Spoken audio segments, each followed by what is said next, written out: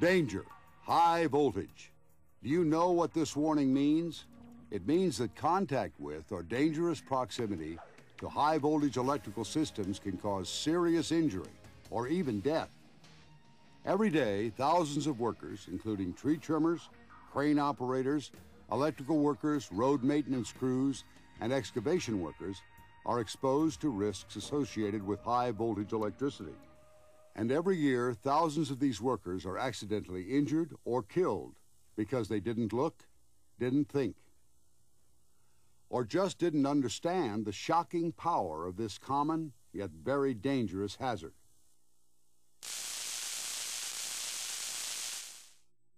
What exactly is high voltage? Voltage is a unit of electrical pressure. It is the force that causes electric current to flow. Just as there is pressure in the pipes even if water is not flowing, there is voltage present at a receptacle even if current is not flowing. Another word for voltage is potential. Voltage does not cause death or injury from electrical shock. Rather, the damage is caused by the amount of current that flows through the body when the contact is made.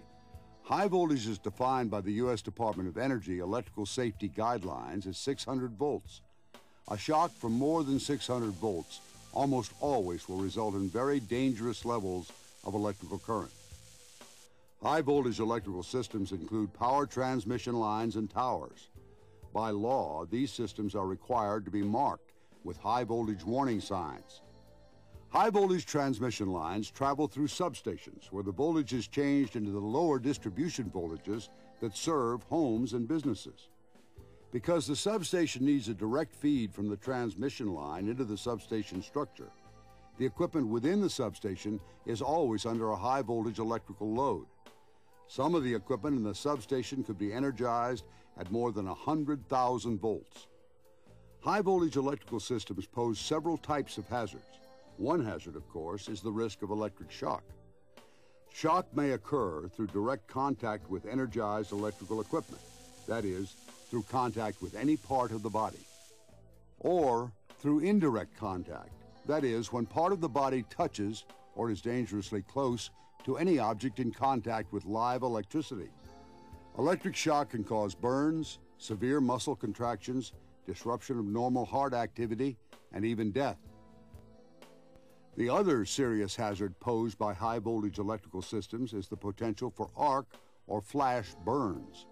A hazardous flash can occur in any electrical device, regardless of voltage, in which energy is high enough to sustain an arc. Potential for arcing increases as voltage increases. Electric arcs can jump from energized lines or equipment to a nearby object or person. Electric arcs produce temperatures up to 35,000 degrees Fahrenheit. At these temperatures, fatalities can occur at distances greater than 10 feet from the arc, and first-degree burns at distances up to 40 feet of the arc.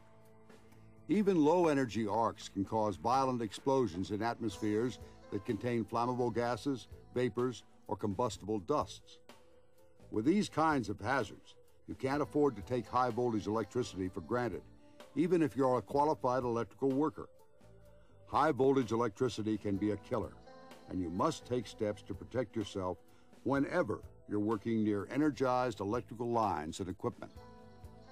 First, always make two assumptions: that power lines are live, that is, energized, and that they carry high voltage.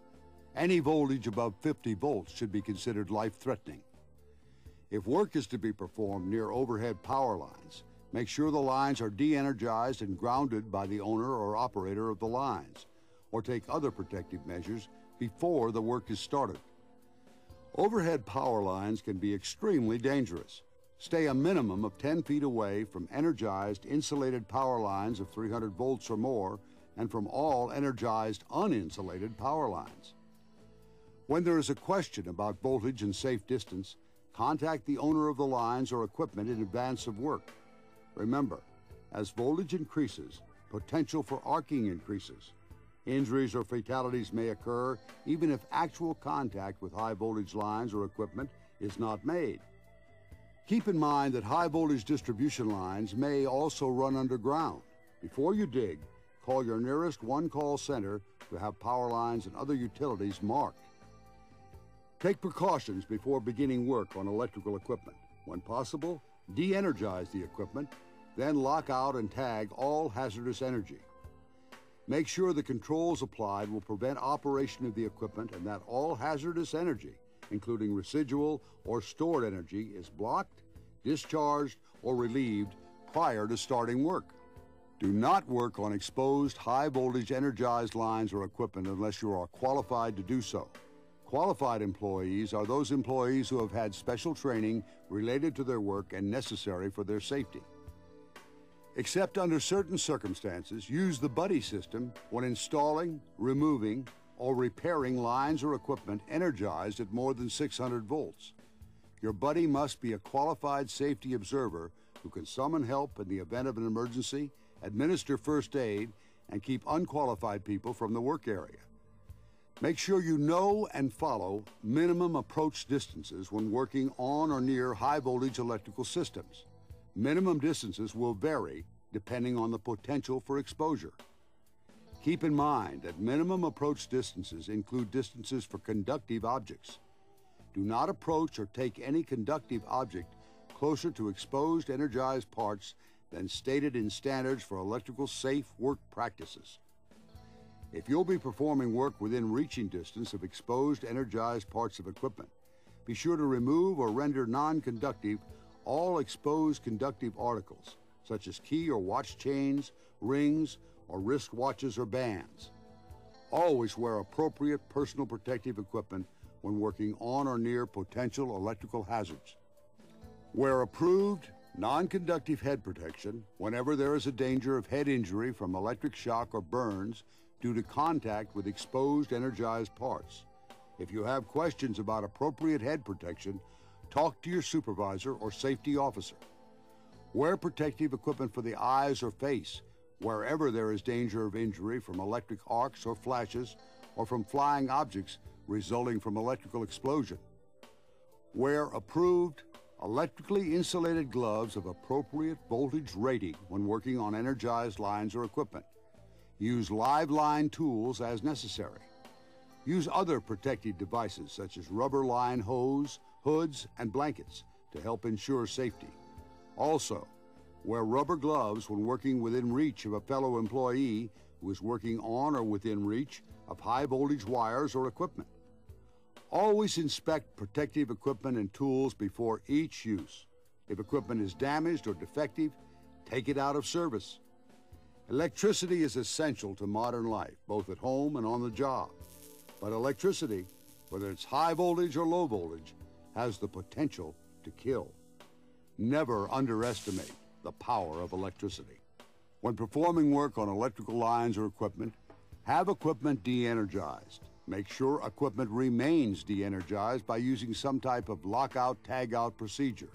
Use insulating protective equipment and keep a safe distance from energized parts. Above all, use good judgment and common sense. Unless authorized to do so, never climb a transmission tower or climb a fence to reach a substation. A fatal electrocution will come without warning to the climber who comes too close to high voltage lines or equipment. Remember, when you see a sign that says danger, high voltage, take that warning seriously. It could save your life. This is James Drury, reminding you to take care and be safe. Employees who have not met the company's training and experience requirements and whose qualifications have not been reviewed and approved by their supervisor are unqualified to work in the vicinity of energized lines and equipment. Unqualified persons shall not approach any closer than 10 feet to exposed energized lines or equipment that is energized at 50 kilovolts or below. For voltages above 50 kilovolts, an additional 4 inches of distance is required for every additional 10 kilovolts. A qualified person must understand all the hazards associated with exposed energized lines and equipment and have the ability to distinguish exposed energized parts from other parts of electrical equipment. Additionally, qualified persons must be able to determine the nominal voltage of exposed energized parts and know the minimum safe approach distances for the voltages they may be exposed to. A supervisor must review and approve qualifications before designating an individual to be qualified. Any person entering an attended substation shall report their presence to the employee in charge of the substation. It is the person entering the substation's responsibility to contact the employee in charge and ask about any special system conditions that may affect their safety. A job briefing at the beginning of the job shall cover additional subjects such as the location of energized equipment in or adjacent to the work area and the limits of any de-energized work area.